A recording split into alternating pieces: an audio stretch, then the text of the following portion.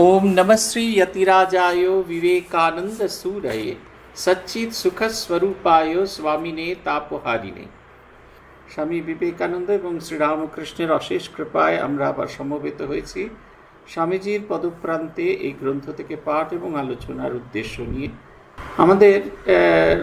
আমরা স্বামী অবজারণীর লেখা স্বামীজির পদপ্রান্তে একেবারে অন্তিম পর্বে এসে পৌঁছেছি। আমরা পড়ছিলাম স্বামী শুভানন্দজি মহারাজের জীবনী। স্বামী শুভানন্দজি মহারাজ চারুবাবু, যিনি আমাদের রামকৃষ্ণ মিশন সেবাশ্রম এটি প্রতিষ্ঠা করেন, সেখানে আমরা গতদিন বলেছিলাম যে প্রথমে আমাদের এই সেবাশ্রমের নাম হয়েছিল পুওর মেন্স রিলিফ। তারা যখন স্বামী বিবেকানন্দের কাছে গিয়ে জানালেন যে এই বাড়িটির, এই আশ্রমটির এই নাম হয়েছে, স্বামীজি এটার অত্যন্ত রকমের সমালোচনা করেছিলেন। স্বামীজি বলেছিলেন যে তোমরা পুওর মেন্স রিলিফ করবে কি?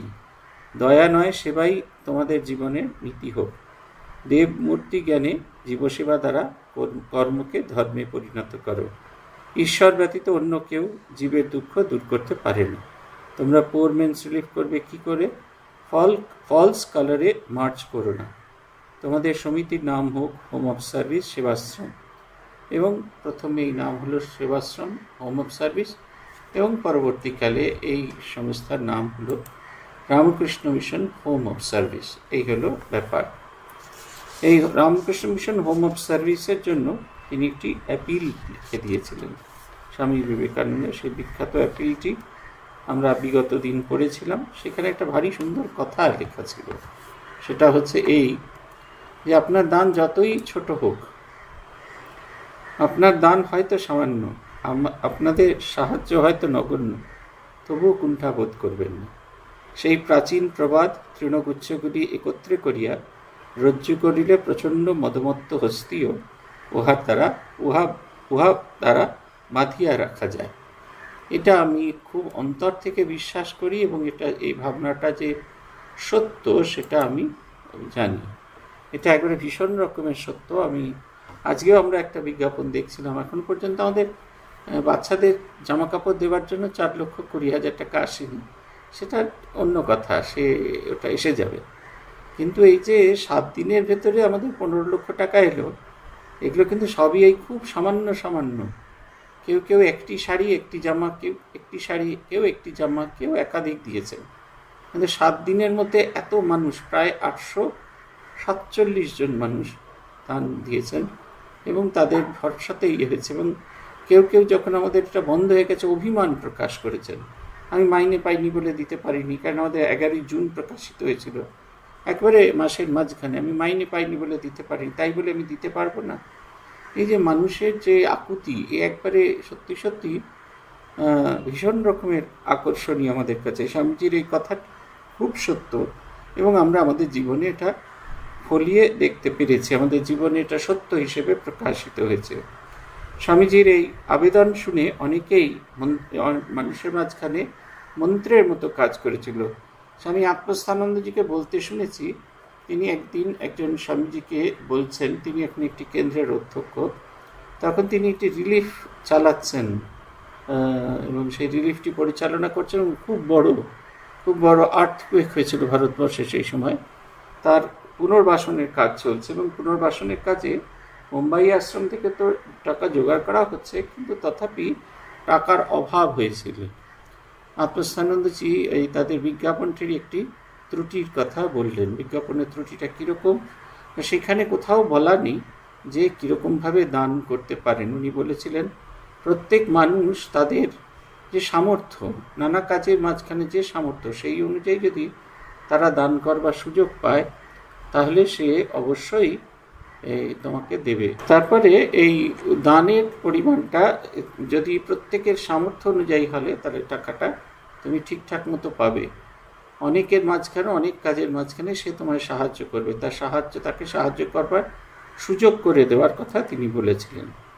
এরকম এই অদ্ভুত অ্যাপিলটি, এটি অসাধারণ অপূর্ব অ্যাপিলটি প্রকাশিত হবার পরে মানুষ একবারে হুহু করে টাকা দিতে শুরু করলেন।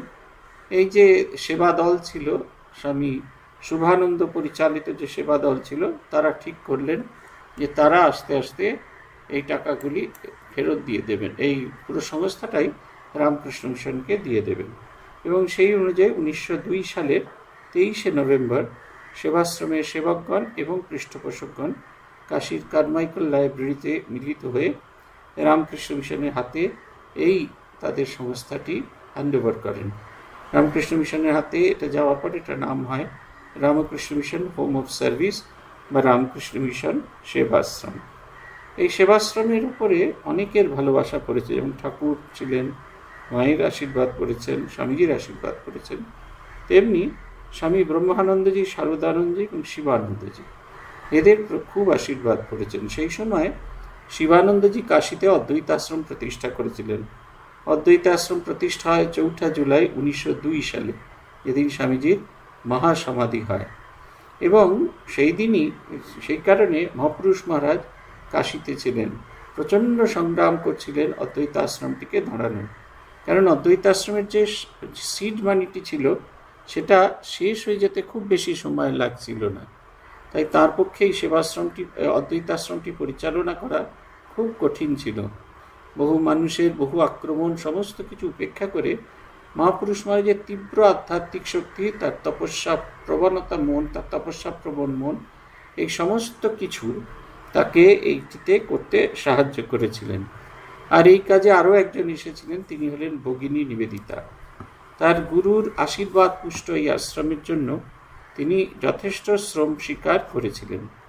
কাশীতে তখন মহাপুরুষ মহারাজ আছেন এবং তিনি তাদের এই সুযোগে তিনি সকলের প্রেরণার স্বরূপ হয়ে উঠেছিলেন। মহাপুরুষ মহারাজ একটা স্পেশালিটি ছিল, যখনই কেউ একবারে ভেঙে পড়তেন মহাপুরুষ মহারাজ শব্দ দিয়ে, আমাদের পিকে ব্যানার্জির আপনারা অনেকে ভোকাল টনিকের কথা শুনেছেন, মহাপুরুষ মহারাজের অসাধারণ ভোকাল টনিক ছিলেন। তিনি যখন কথা বলতেন তার শব্দ শুনে মানুষে জেগে উঠত, এত সুন্দর উৎসাহ ব্যঞ্জক কথা যে একবারে ভেঙে পড়েছে সেও মহাপুরুষ মহারাজের কাছে এলে সে আবার নতুন উৎসাহ পেত। আমাদের পূজনীয় ভূতেশানন্দজি মহারাজ বলছেন যে সন্ন্যাসের পর তিনি এক রাত্রিরে মহারাজকে মেসেজ করছেন, 1927 সালের কথা। মহাপুরুষ মহারাজকে খালি বলেছেন যে জীবন তো এরকম বয়ে যাচ্ছে, তখন সদ্য স্বামী শারদানন্দজির মহাপ্রয়াণ হয়েছে, তার ভেতরে ভূতেশানন্দজির ভেতরে তীব্র বৈরাগ্য তৈরি হয়েছে এবং শারদানন্দজির অদর্শনজনিত যে বেদনা সেটিও তাকে ভীষণ স্পর্শ করছে। তিনি বললেন জীবন তো বয়ে যাচ্ছে, অতএব সাধন ভজন করা দরকার। ভূতেশানন্দজি বলছেন মহাপুরুষ মহারাজ কি অসুস্থ, তখন 7 বছর বাকি তার শরীর যেতে, 73 বছর তার বয়স। বলছেন তিনি মেসেজ নিচ্ছিলেন, চট করে উঠে বসে পড়লেন এবং সাধন ভজন সম্পর্কে কথা বলতে থাকলেন। বললেন কোন জায়গায় গেলে তার সুবিধা হবে এই সমস্ত কথা বলতে, এই বলেই শেষ করলেন না।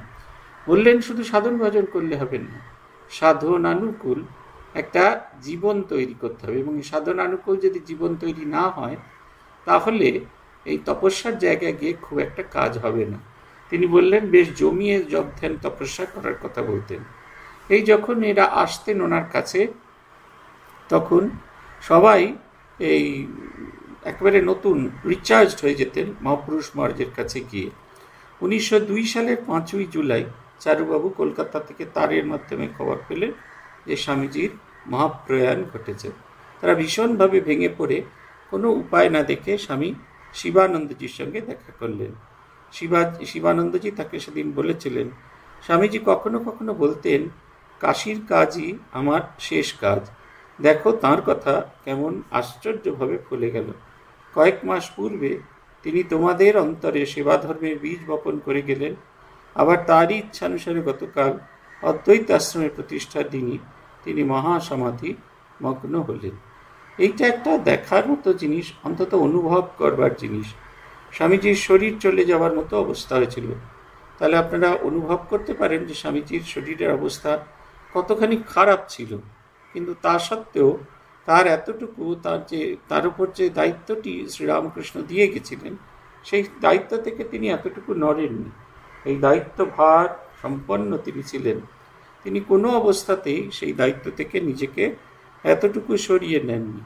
শরীর চলে যাওয়ার আগে আপনারা যদি শিলংয়ের ছবিটি দেখেন তাহলে যেটি তার শেষ ছবি বলে বলা হয়, শিলংয়ের ছবিটি যদি দেখেন তাহলে স্বামীজির চোখ মুখ তার শরীরের অবস্থা দেখলে বুঝতে পারবেন তিনি কি প্রচণ্ড পরিমাণে অসুস্থ হয়ে পড়েছিলেন। মাত্র ৩৯ বছরে তিনি নিজেকে উজাড় করে মানুষের কল্যাণে, মানুষের মঙ্গল, মানুষের মুক্তির জন্য তিনি দিয়েছিলেন। শেষ সময় এসেও এই সেবকদের অন্তরে তিনি সেবা ধর্মের বীজ বপন করেছিলেন এবং একই সঙ্গে তিনি কাশীতে অদ্বৈত বেদান্ত চর্চা হবে তার জন্য একটি কেন্দ্র স্থাপন করেছিলেন। এরপরে সবাই যখন ভেঙে পড়েছেন, কেউ নিজেদের আর কাজে উৎসাহ খুঁজে পাচ্ছেন না, তাদের উৎসাহ দেওয়ার জন্য 1903 সালে সংঘাধ্যক্ষ স্বামী ব্রহ্মানন্দজি মহারাজ কনখল থেকে ফেরার পথে সুবোধানজিকে সঙ্গে করে তিনি অদ্বৈত আশ্রমে আসেন। রাজা মহারাজের রাজবুদ্ধি ছিল, সবসময় ভীষণ রকমের, খুব পার্টিকুলার। স্বামী প্রমেয়ানন্দজির কাছে আমরা শুনেছি, তাঁর বিচার শুনেছি যে স্বামী বিবেকানন্দের যখন শরীর চলে গেল, পরবর্তীকালে আপনারা অনেকেই জানেন যে এই নিয়ে একটা খুব দ্বন্দ্ব তৈরি হয়ে গেছিল। একদল বলতো এটা আমার গুরুর আশ্রম, এখানে বাইরের কাউকে থাকতে দেওয়া হবে না। আর তখন ইংরেজরাও আমাদের দিকে চোখ তুলে তাকিয়ে আছে যে রামকৃষ্ণ মিশন বোধহয় এদেরকে সমর্থন করছেন। সিস্টার নিবেদিতাকে নিয়ে কিছু প্রশাসনিক সমস্যা তৈরি হয়েছে। এত কিছুর মাঝখানেও মাথা ঠান্ডা করে সেখানে অবস্থান করছেন স্বামী ব্রহ্মানন্দজি মহারাজ। বলতেন যে রাজা মহারাজ একটি অভূতপূর্ব সিদ্ধান্ত, সেটি হচ্ছে স্বামীজির মহাপ্রয়াণের পর স্বামীজি যখন দেহদাহ হয়ে গেল, সঙ্গে সঙ্গে মুহূর্তের মধ্যে সেই দেহটির দাহ হয়েছিল যে জায়গাটা, সেটা ইট দিয়ে উঁচু করে গেঁথে ওই রকম রাখা। আপনারা যখন পাথরের ওইটা দেখেন, ওর তলায় ইটের গাঁথনি আছে, ওই ইটের গাঁথনিটা স্বামীজির মহাপ্রয়াণের দিনই হয়ে গেছিল। রাজা মহারাজ ভেবেছিলেন, জানতেন যে তার অস্থি নিয়ে কাড়াকাড়ি শুরু হবে, মারামারি শুরু হবে এবং সেটা নিয়ে কোনো অনভিপ্রেত ঘটনা ঘটতে পারে। রাজবুদ্ধি, তিনি যেখানেই গেছেন সেখানেই সেই সংঘ, সেই আশ্রম কি করে প্রতিষ্ঠিত হবে, আরও বড় হবে, সেইটির কাজ তিনি একেবারে নিরন্তর করে গিয়েছেন।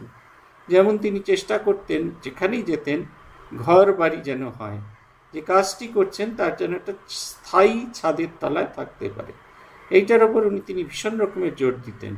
শুধু স্থায়ী ছাদের তলায় থাকবে না, আশ্রমটি যেন আশ্রমের মতো রূপ পায়। এই কাশী সেবাশ্রমও তার হাত থেকে বাদ গেল না।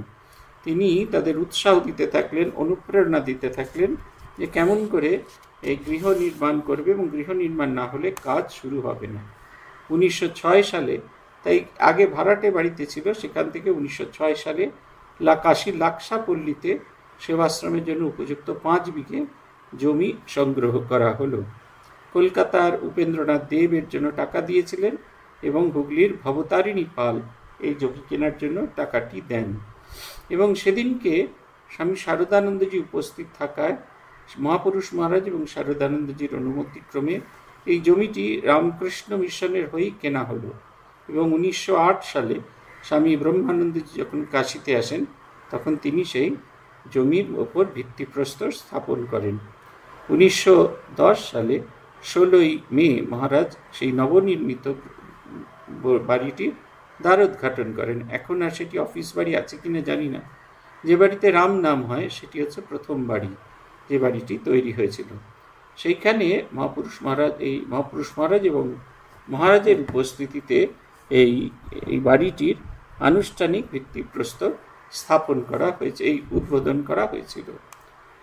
তিনি এই যে বাড়িটি তৈরি হলো, এতে 6টি বিভাগ, নতুন বাড়িতে 6টি সাধারণ বিভাগ এবং 3টি সংক্রামক রোগীদের জন্য বিভাগ করা হয়েছিল।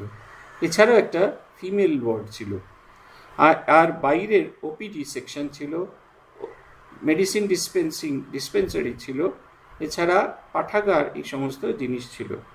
এই গোটা বাড়িটা এরকমভাবে তৈরি হয়। আপনারা যে একতলা বাড়িটা দেখেন কাশী সেবাশ্রমের সঙ্গে, সেটি ওইখানেই তৈরি হয়। তাদের সেবা কার্য দেখে তখনকার দিনে রামকৃষ্ণ মিশন কোনো রকম ব্রিটিশ সরকারের কাছ থেকে কোনো রকম নিতেন না, কোনো রকম দান নিতেন না, কোনো রকম ডোনেশন বা কোনো রকম গ্রান্ট নিতেন না। এই জন্যেই জানেন তো, নিবেদিতা স্কুলের তৎকালীন যারা ছিলেন, পরিচালিকারা ছিলেন, তাদের সঙ্গে রামকৃষ্ণ মিশনের একটি দ্বন্দ্ব শুরু হয় এবং আলটিমেটলি তারা বেরিয়ে গিয়ে নিউ আলিপুরে এই যে সারদা আশ্রম যে প্রতিষ্ঠা হয়, তার মূলেতেই এইটা। 1947 সালে দেশ যখন স্বাধীন হয়ে গেল, আমাদের নিজেদের সরকার যখন এলো, তখন ভারত সরকার নিবেদিতা স্কুলকে মেয়েদের স্কুল হিসেবে আরও বড় করার জন্য, সেকেন্ডারি স্কুলে উন্নীত করার জন্য টাকা পয়সা দিতে চাইলেন, সেই অনুযায়ী ঘরবাড়ি প্রতিষ্ঠিত করার। কিন্তু সিস্টার নিবেদিতার ছাত্রীরা তারা এর ঘোর বিরোধিতা করলেন। তারা বললেন সিস্টার কখনো গভর্নমেন্ট গ্রান্ট দিতে চাইতেন না এবং এটা তার নীতির বিরুদ্ধে।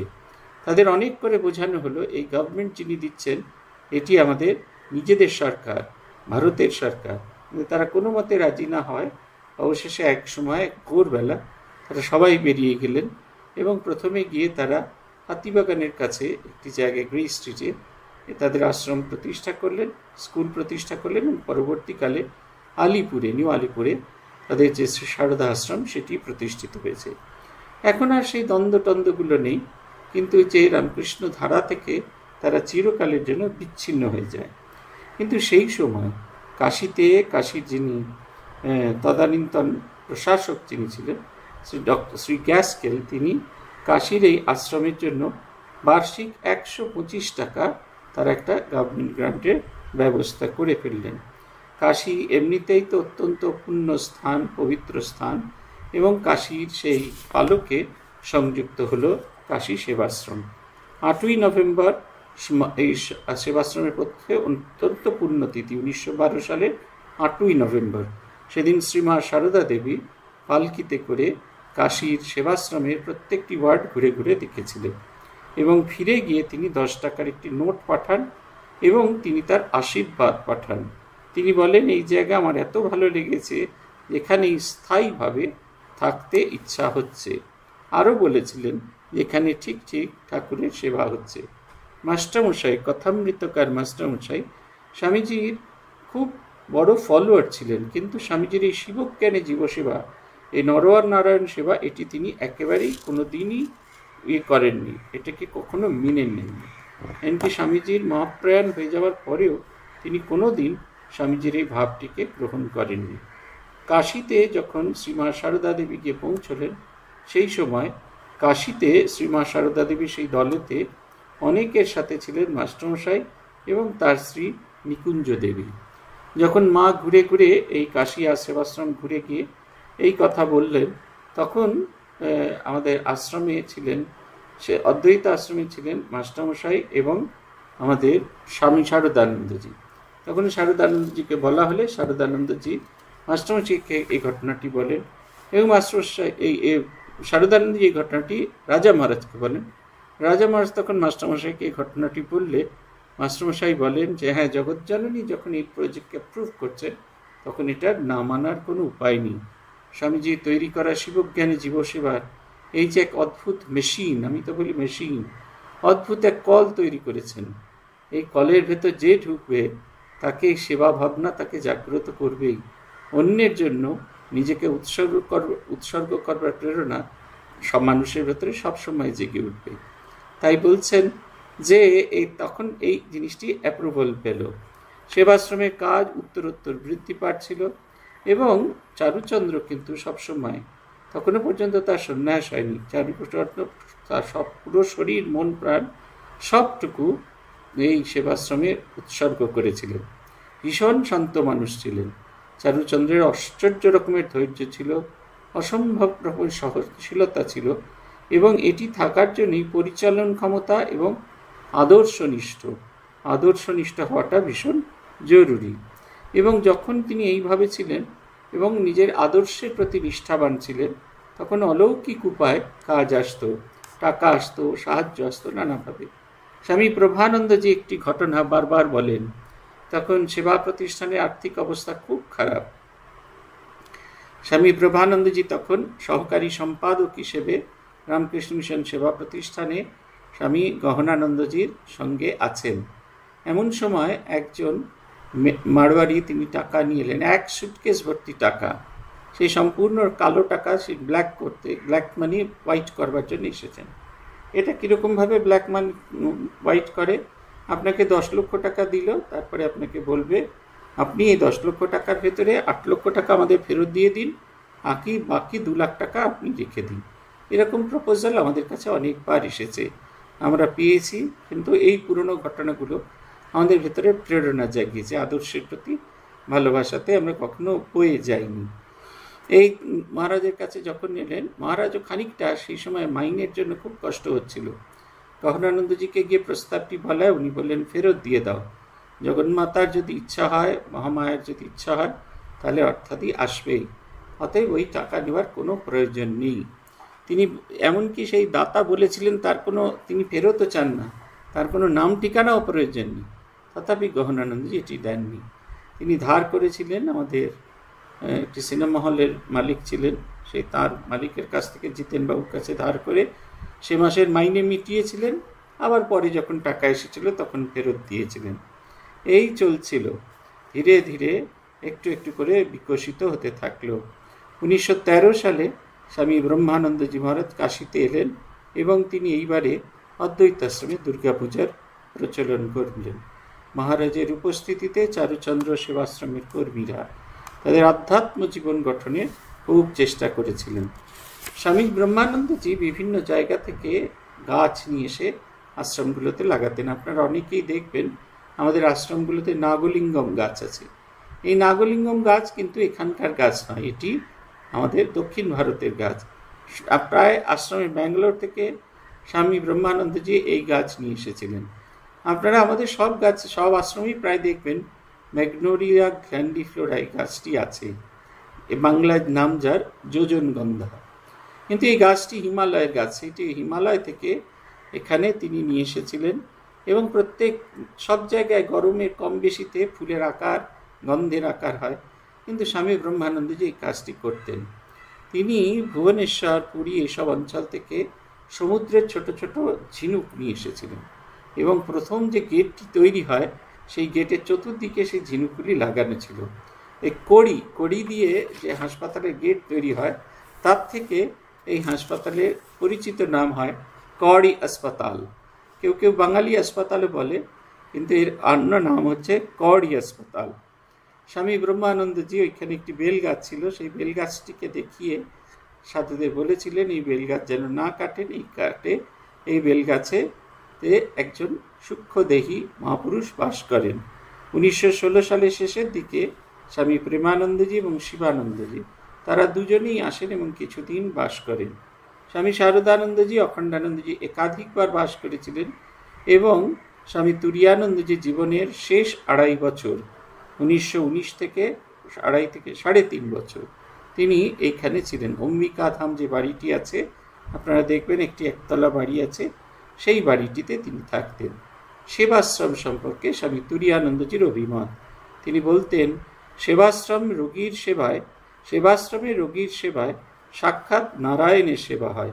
শিবাবতার স্বামীজির বাক্য বিশ্বাস করো, সেবাশ্রমে শিবের সেবায় লাগো, মুক্ত হয়ে যাবি। পূর্ব জন্মের কর্ম এতে ক্ষয় হয়ে যায়, চিত্ত শুদ্ধ হয়। নারায়ণ জ্ঞানের সেবাই এই যুগের উপযোগী সাধনা। আর তিনি বলছেন যে 3 দিন ঠিক এই নারায়ণ সেবা করলে প্রত্যক্ষ উপলব্ধি হয়ে যাবে, যারা করছে তারা প্রাণে প্রাণে বুঝছে।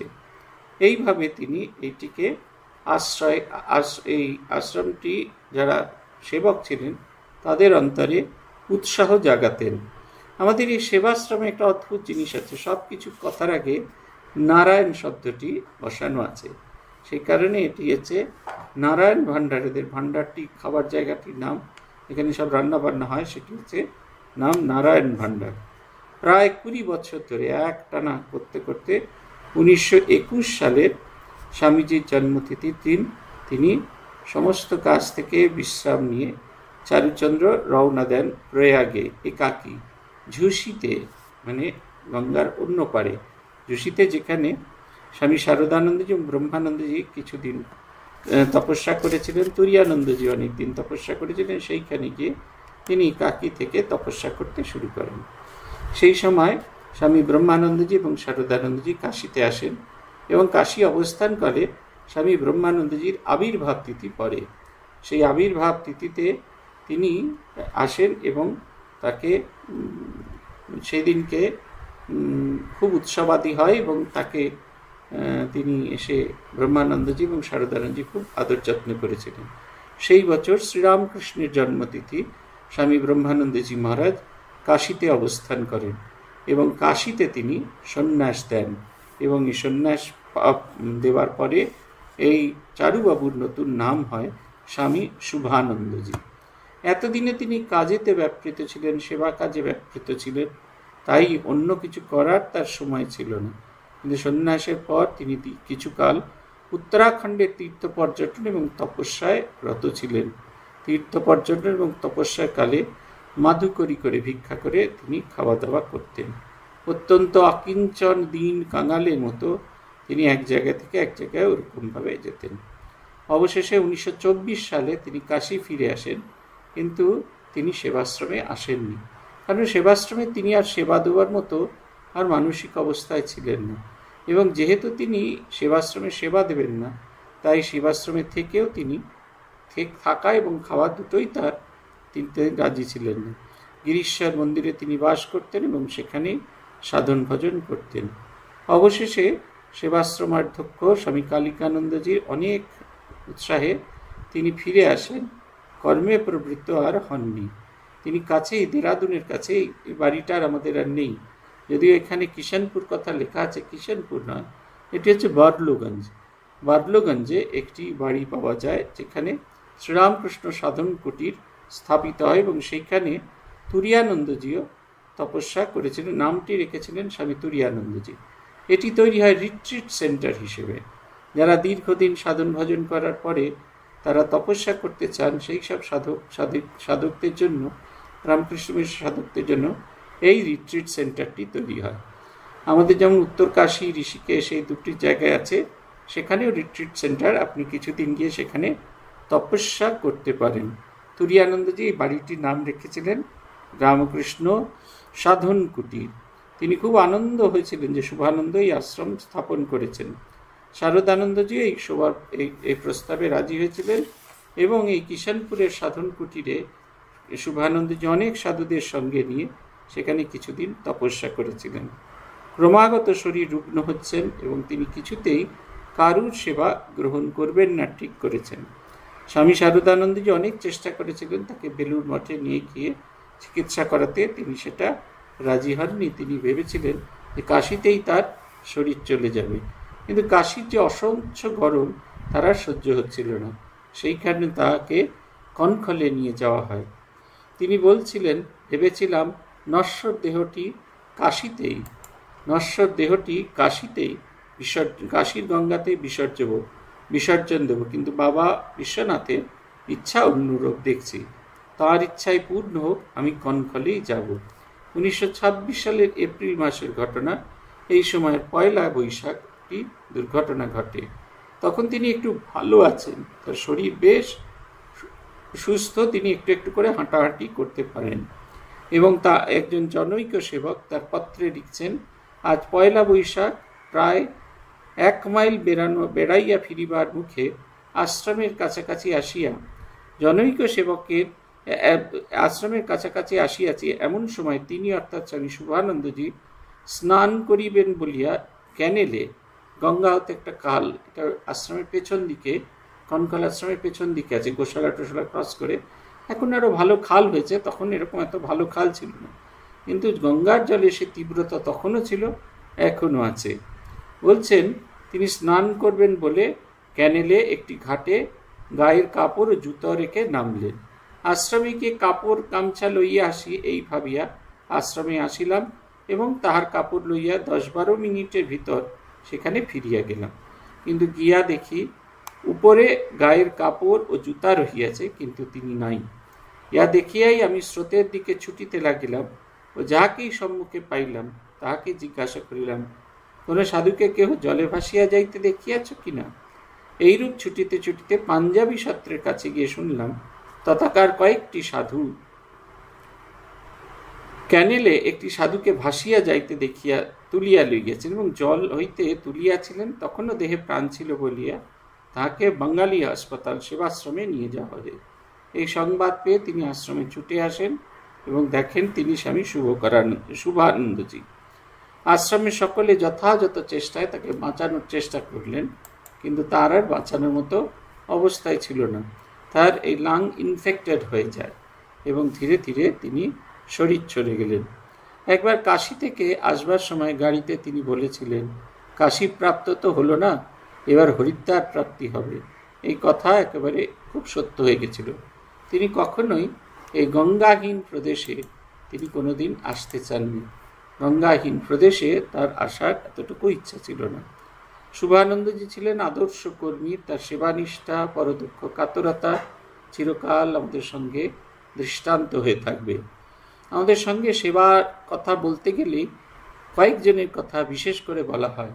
পুরনো সাধুদের কথা বলতে গেলে এই চারুবাবুর কথা বলা হয়, কেদার বাবার কথা বলা হয় এবং কনকলে কল্যাণানন্দ নিশ্চয়ানন্দজির কথা বলা হয়। পরবর্তী প্রজন্মের যারা ছিলেন তাদের কথা বলতে গিয়ে স্বামী দয়ানন্দজি, স্বামী গহনানন্দজি এবং স্বামী তপস্যানন্দজির মহারাজের কথা বলা হয়। আরও বলা হয় ত্রিবিক্রমানন্দজির কথা। এদের অসীম চেষ্টায় এক একটি বিরাট বিরাট হাসপাতাল তৈরি হয়েছে, শুধু না, বহু মানুষ নিরাময় পেয়েছেন।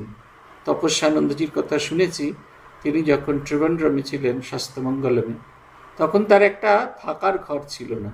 যেটি তার অফিস ঘর সেটি তার থাকার ঘর ছিল। অফিস ঘরেরই একটি পাশে একটা আলমারির মাথায় তার বিছানা পাতা থাকতো।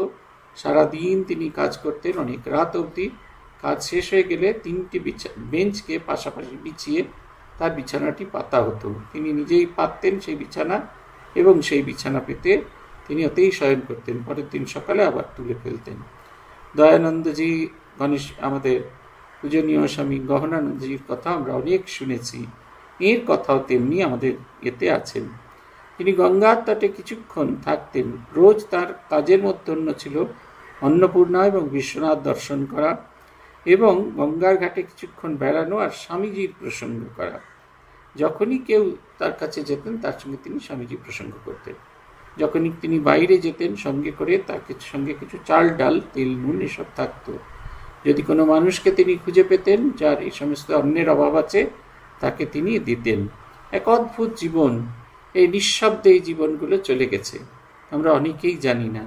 আমরা অনেকেই নানা রকমের গ্ল্যামারের মোহে মোহিত হয়ে আছি। কোনো সাধু অন্য দেশ থেকে এলে, দেশে বক্তৃতা দিতে এলে 3,500 মানুষ এসে হচ্ছেন ঝাঁপিয়ে ঝাঁপিয়ে তারপর পড়ছেন, কিন্তু শুভানন্দজি, চারুবাবু, এদের জীবনের ঘটনা কিন্তু আলোচিত হয় না। এরা কেমন করে এক একটি সাম্রাজ্য রূপান্তরিত করেছিল এটা আমরা কেউই প্রায় জানতে পারি না। তার শরীর চলে যাওয়ার পর তার অবিচুয়ারি বেরোয়, তাতে উদ্বোধন লিখেছিল যে সেবাশ্রম গৃহের প্রত্যেক ইষ্টক ফল ও মৃত্তিকার প্রতি রেণুতে স্বামী শুভানন্দের শোণিত বিন্দু মিশিয়া রহিয়াছে এবং চিরকাল তাহা থাকিবে। সেবাশ্রমের মৌন ব্যথা চিরকাল তাহারই জয় ঘোষণা করবে। যেই তার ইট পাথর যেগুলি নির্বাক মানুষ যারা তাকে দেখেছে, যারা তার সেবা পেয়েছে, তারা সবাই তার কথা মনে রাখবে। আমরা সাধারণ মানুষ বেশিরভাগ ক্ষেত্রেই ভুলে যাই, কিন্তু এরা তার কথা সারাটা জীবন মনে রাখবে। আমরা এইখানেই আজকে শেষ করব। আমাদের সঙ্গে আর মাত্র একটি জীবনী আছে, সেটি পরমানন্দজি মহারাজের জীবনী। সেইটি আমরা পরের দিন পাঠ করে এই গ্রন্থটি শেষ করব। আপনাদের সঙ্গে আবার আগামীকাল দেখা হবে। ওম প্রণতানাম প্রসীদত্বম দেবী বিশ্বার্তিহারিণী त्रैलोक्यवासिनामिड्ये लोकानां वरदा भव। ओम शांति ओम शांति ओम शांति। हरि ओम तत्सत्। श्री रामकृष्णार्पणमस्तु।